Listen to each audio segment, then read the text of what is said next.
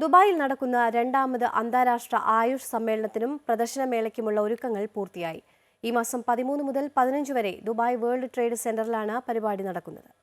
വിട്ടുമാറാത്ത രോഗങ്ങളെ ചെറുക്കുന്നതിനുള്ള ആയുഷ് ചികിത്സാരീതികൾ പ്രോത്സാഹിപ്പിക്കുക എന്ന പ്രമേയത്തിലാണ് ജനുവരി 13 മുതൽ 15 വരെ 3 ദിവസത്തെ ആയുഷ് സമ്മേളനവും പ്രദർശനവും സംഘടിപ്പിക്കുന്നത്.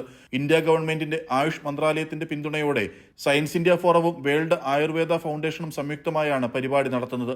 ഇന്ത്യൻ വിദേശകാര്യ സഹമന്ത്രി വി മുരളീധരൻ സമ്മേളനം ഉദ്ഘാടനം ചെയ്യും.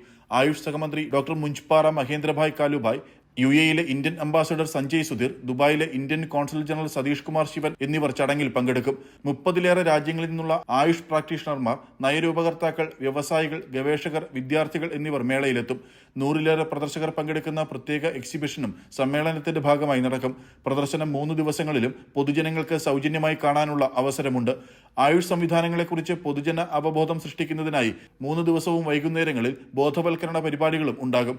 ദുബായിലെ Indian consul general Satish Kumar Sivan, science India forum രക്ഷാധികാരി Siddharth Balachandran, AYUSH conference general secretary doctor V L. Shyam, the heart of Europe COO Sara Ali, Heartfulness yoga director Sanjay Maharish, science India forum vice president Mohandas എന്നിവർ വാർത്താ സമ്മേളനത്തിൽ പങ്കെടുത്തു. Amrita news, Dubai.